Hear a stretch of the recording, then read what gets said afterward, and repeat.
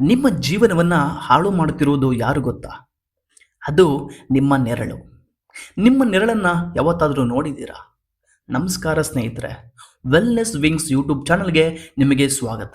ಇವತ್ತು ನಾವು ಮಾತಾಡ್ತಾ ಇರುವಂಥ ವಿಷಯ ಫೈಂಡ್ ಯುವರ್ ಶ್ಯಾಡೋ. ನಮ್ಮ ನೆರಳನ್ನ ನಾವು ಹುಡುಕುವಂಥ ಒಂದು ಪ್ರಯತ್ನ. ನೀವು ಎಂದಾದರೂ ನಿಮ್ಮ ನೆರಳನ್ನ ನೋಡಿದ್ದೀರಾ? ನಾವು ಬೆಳಕಿನ ಮುಂದೆ ನಿಂತಾಗ ಮಾತ್ರ ನೆರಳು ಕಾಣಿಸುತ್ತೆ. ಆದರೆ ಜೀವನದಲ್ಲಿ ನಮ್ಮೊಂದಿಗೆ ಸದಾ ಇರುವ ಇನ್ನೊಂದು ನೆರಳು ಇದೆ.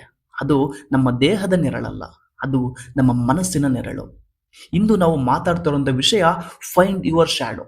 ಯಾಕೆಂದ್ರೆ ನಮ್ಮ ಜೀವನದಲ್ಲಿ ಹಲವಾರು ಸಮಸ್ಯೆಗಳಿಗೆ ಕಾರಣ ಹೊರಗಿನ ಜನರಲ್ಲ, ನಮ್ಮೊಳಗೆ ಅಡಗಿರುವ ನೆರಳು.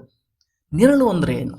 ನೆರಳು ಅಂದ್ರೆ ನಮ್ಮಲ್ಲಿ ಇರುವ ಆದರೆ ನಾವು ಒಪ್ಪಿಕೊಳ್ಳಲು ಇಷ್ಟಪಡದ ಗುಣಗಳು.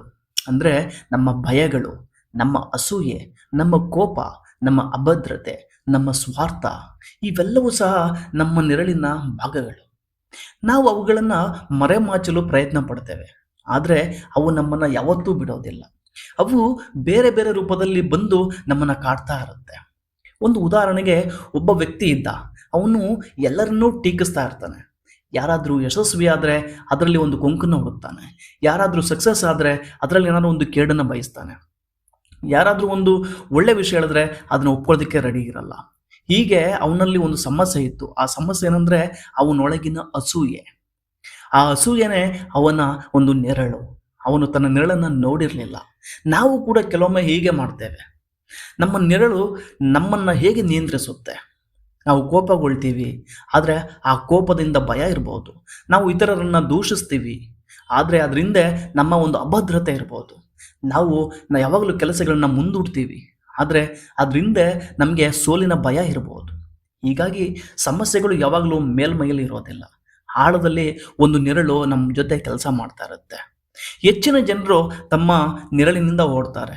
ನಾನು ಸರಿ ಇದ್ದೇನೆ, ನನ್ನಲ್ಲಿ ಯಾವ ಸಮಸ್ಯೆನೂ ಇಲ್ಲ, ನನ್ನಲ್ಲಿ ಎಲ್ಲವೂ ಸರಿ ಇದೆ ಅಂತ ಅಂದ್ಕೊಳ್ತಾರೆ. ಆದರೆ ನಾವು ಒಪ್ಕೊಳ್ಳದೆ ಇರೋದೇ ನಮ್ಮ ಮೇಲೆ ಹೆಚ್ಚು ಪರಿಣಾಮವನ್ನು ಬೀರಬಹುದು. ನೀವು ನಿಮ್ಮ ನೆರಳನ್ನು ನೋಡದಿದ್ದರೆ ಅದು ನಿಮ್ಮ ಜೀವನವನ್ನು ನಡೆಸುತ್ತೆ. ಆದರೆ ನೀವು ನಿಮ್ಮ ನೆರಳನ್ನು ಅರ್ಥ ಮಾಡಿಕೊಂಡ್ರೆ ನೀವು ನಿಜವಾಗಿಯೂ ನಿಮ್ಮ ಜೀವನವನ್ನು ನಡೆಸ್ಬೋದು. ಹಾಗೆ ನಿಮ್ಮ ನೆರಳನ್ನು ಹೇಗೆ ನೋಡೋದು, ಹೇಗೆ ಹುಡುಕೋದು ನಮ್ಮ ನೆರಳನ್ನು?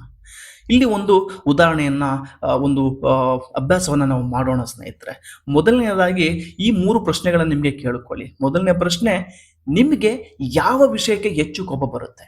ನಿಮಗೆ ಹೆಚ್ಚು ಕೋಪ ತರಿಸುವಂಥ ವಿಷಯಗಳು ಯಾವ್ದ್ಯಾವುದು? ಅದನ್ನು ಒಂದು ಲೀಸ್ಟ್ ಮಾಡಿ, ಅದನ್ನು ಬರಿತಾ ಹೋಗಿ. ಆ ಒಂದು ಕೋಪದ ಹಿಂದೆ ಯಾವ ಭಾವನೆ ಇದೆ, ಯಾವ ಕಾರಣ ಇದೆ, ಅದರಿಂದ ನಮ್ಮ ಒಂದು ನೆರಳು ಹುಡುಕುವಂಥ ಪ್ರಯತ್ನ ನಾವು ಮಾಡ್ಬೋದು. ಎರಡನೇದಾಗಿ, ನಾನು ಯಾವ ವಿಷಯವನ್ನು ನನ್ನಲ್ಲಿ ಒಪ್ಕೊಳ್ಳಲು ಇಷ್ಟಪಡೋದಿಲ್ಲ, ನಾನು ನನ್ನಲ್ಲಿ ಇಷ್ಟಪಡೋಂಥ ವಿಷಯಗಳು ಯಾವುದ್ಯಾವುದು, ಅದನ್ನು ಲೀಸ್ಟ್ ಮಾಡ್ತಾ ಹೋಗಿ, ಬರೀತಾ ಹೋಗಿ. ಅದರಿಂದ ನಮ್ಮ ನೆರಳು ಸಿಗಬಹುದು. ಮೂರನೇದಾಗಿ, ನಾನು ಯಾವ ಭಯದಿಂದ ನಿರಂತರವಾಗಿ ಓಡ್ತಾ ಇರ್ತಾನೆ. ಯಾವಾಗಲೂ ನಾವು ಭಯದಿಂದ ಎಸ್ಕೇಪ್ ಆಗೋದಕ್ಕೆ ಪ್ರಯತ್ನ ಪಡ್ತಾ ಇದ್ದೀವಿ. ಹಾಗಿದ್ರೆ ಆ ಭಯಗಳು ಯಾವ್ದ್ಯಾವುದು, ಅದನ್ನು ಬರೀತಾ ಹೋಗಿ. ಅದ್ರ ಹಿಂದೆ ನಮ್ಮ ನೆರಳು ಅರ್ಥ ಆಗ್ಬೋದು. ಈ ಪ್ರಶ್ನೆಗಳಿಗೆ ಪ್ರಾಮಾಣಿಕವಾಗಿ ಉತ್ತರಿಸಿದ್ರೆ ನಿಮ್ಮ ನೆರಳು ಕಾಣಲು ಪ್ರಾರಂಭ ಆಗುತ್ತೆ. ನಿಜವಾದ ಬೆಳವಣಿಗೆ ಏನಂದ್ರೆ ಹೆಚ್ಚು ಹಣ ಗಳಿಸೋದಲ್ಲ, ಹೆಚ್ಚು ಜನಪ್ರಿಯರಾಗೋದಲ್ಲ, ನಿಮ್ಮನ್ನ ನೀವು ಅರ್ಥ ಮಾಡ್ಕೊಳ್ಳೋದು ನಿಜವಾದ ಬೆಳವಣಿಗೆ ಆಗಿರುತ್ತೆ ಸ್ನೇಹಿತರೆ. ನಿಮ್ಮ ಬೆಳಕನ್ನ ಹುಡುಕೋದು ಮುಖ್ಯ, ಆದರೆ ನಿಮ್ಮ ನೆರಳನ್ನು ಅರ್ಥ ಮಾಡಿಕೊಳ್ಳೋದು ಅದಕ್ಕಿಂತ ಮುಖ್ಯ ಆಗಿರುತ್ತೆ. ಯಾಕೆಂದ್ರೆ ನೆರಳನ್ನು ಸ್ವೀಕರಿಸಿದಾಗ ಮಾತ್ರ ಸಂಪೂರ್ಣ ವ್ಯಕ್ತಿತ್ವ ಬೆಳೆಯುತ್ತೆ. ಎಷ್ಟೋ ಸಲ ನಾವು ನಮ್ಮ ನೆರಳನ್ನ, ನಮ್ಮ ಶ್ಯಾಡೋನ ಅರ್ಥ ಮಾಡ್ಕೊಳ್ಳೋದಕ್ಕೆ ಹೋಗಿರಲ್ಲ. ಹಾಗಾಗಿ ಇಂದು ನಿಮ್ಮನ್ನು ಕೇಳ್ಕೊಳ್ಳಿ, ನನ್ನೊಳಗೆ ನಾನು ನೋಡದೆ ಬಿಟ್ಟಿರುವ ನೆರಳು ಯಾವುದು, ಆ ಶ್ಯಾಡೋ ಯಾವುದು? ಈ ಪ್ರಶ್ನೆಗೆ ಉತ್ತರ ಹುಡುಕುವಂಥ ಪ್ರಯತ್ನನೇ ಒಂದು ಆತ್ಮಜ್ಞಾನದ ಪ್ರಯಾಣ ಆಗಿರುತ್ತೆ. ನೆರಳಿನಿಂದ ಓಡಬೇಡಿ, ಅದನ್ನು ಅರ್ಥ ಮಾಡ್ಕೊಳ್ಳಿ. ಯಾಕೆಂದ್ರೆ ನಿಮ್ಮ ದೊಡ್ಡ ಶತ್ರು ಆ ನೆರಳಲ್ಲೇ ಇರ್ಬೋದು, ಅಥವಾ ನಿಮ್ಮ ದೊಡ್ಡ ಶಕ್ತಿನೂ ಸಹ ಆ ನೆರಳಲ್ಲೇ ಇರ್ಬೋದು. ನಿಮ್ಮ ಬೆಳಕನ್ನ ಹುಡುಕುವ ಮೊದಲು ನಿಮ್ಮ ನೆರಳನ್ನ ಎದುರಿಸಿ, ಆವಾಗ ಬೆಳಕು ತಾನಾಗೆ ಸಿಗುತ್ತೆ. ನಿಮ್ಮ ಬೆಳಕನ್ನ ಕಂಡುಕೊಳ್ಳಲು ಮೊದಲು ನಿಮ್ಮ ನೆರಳನ್ನ ಎದುರಿಸಿ. ಧನ್ಯವಾದಗಳು ಸ್ನೇಹಿತರೆ. ನಿಮ್ಮ ಜೀವನದಲ್ಲಿ ನೀವು ಎದುರಿಸಲು ಬಯಸುವ ಒಂದು ಭಯ ಯಾವುದು? ಅದನ್ನ ಕಮೆಂಟಲ್ಲಿ ಹಾಕಿ. ಹಾಗೆ ನಮ್ಮ ಚಾನಲ್ನ ಸಬ್ಸ್ಕ್ರೈಬ್ ಮಾಡಿ, ಲೈಕ್ ಮಾಡಿ, ಶೇರ್ ಮಾಡಿ, ಸಪೋರ್ಟ್ ಮಾಡಿ. ಧನ್ಯವಾದಗಳು.